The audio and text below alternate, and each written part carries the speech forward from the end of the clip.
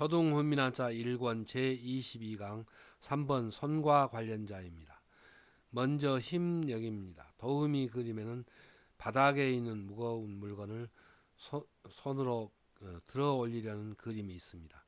힘력의 짜임은 대전과 소전에서는 손으로 바닥에 있는 무거운 물건을 들어 올리려는 것을 상행한 글자이고, 이 소전의 글자가 해서에서는 고든 선분으로 그리고 그 획을 간단히 줄여서 힘력의 글자 모양이 되었습니다.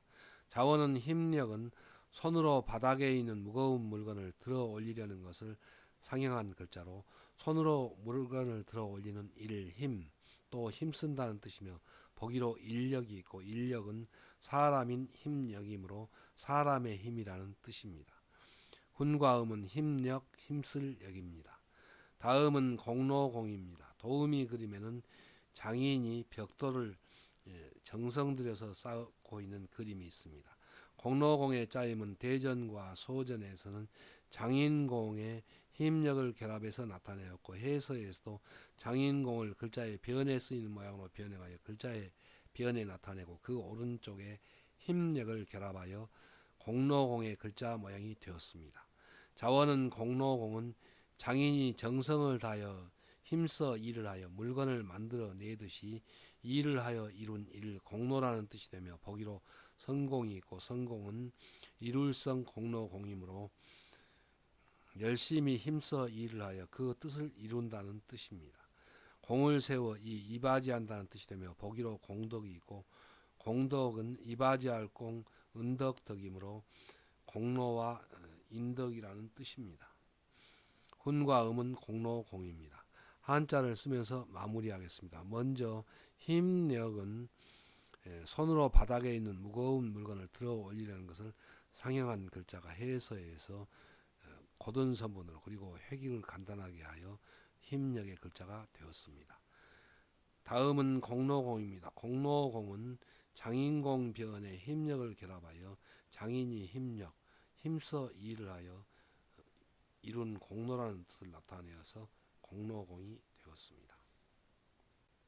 다음은 어릴유입니다. 도우미 그림에는 초등학교 다니는 아이와 또 유치원 다니는 이런 어린 아이의 그림이 있습니다. 어릴유의 짜임은 대전과 소전에서는 작을요의 힘력을 결합해서 나타내었고, 해서에서도 이 소전의 글자가 고든 선분으로 변형하여 작을요의 힘력을 결합하여 어릴유의 글자 모양이 되었습니다. 먼저 작을요는 도우미 그림에 이등신의 그림이 있습니다. 그러니까 갓 태어난 어린아이는 머리의 길이와 몸의 길이가 비슷한 이등신임을 나타낸 그림이고, 이 갓난 아이를 상행한 글자가 대전과 소전의 작을요이고, 이 소전의 글자가 해서에서는 고든 선분으로 그리고 쓰기 편하도록 변형하여 작을요의 글자 모양이 되었습니다. 작을요는 갓 태어난 어린 아기는 머리의 길이와 몸의 길이가 비슷한 이등신임을 상행한 글자로, 아기는 어린에 비하여 작다는 뜻을 나타내는 부분 글자입니다. 자원은 어릴유는 어른에 비하여 약하고 작은 힘을 가진 어린 아이를 나타내어 어리다 또 어린이라는 뜻이며, 보기로 유아가 있고, 유아는 어릴유 아이이므로 어린 아이라는 뜻입니다. 그래서 보통 유치원생을 유아라고 합니다.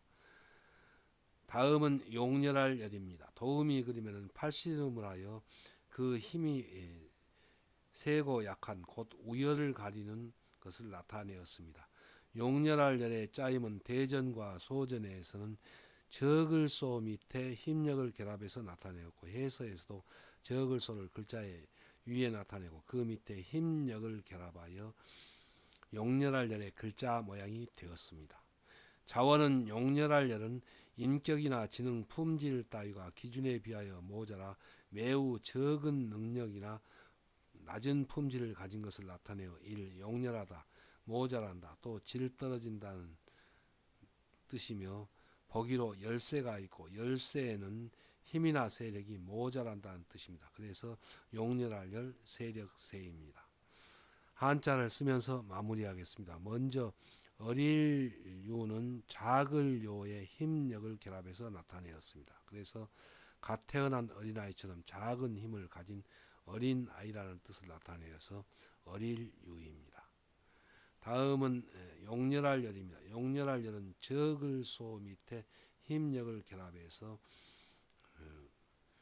인격이나 지능, 품질 따위가 기준에 비하여 적은 그런 힘력, 능력을 가진 것을 나타내어서 용렬하다는 뜻을 나타내어서 용렬할 열이 되었습니다.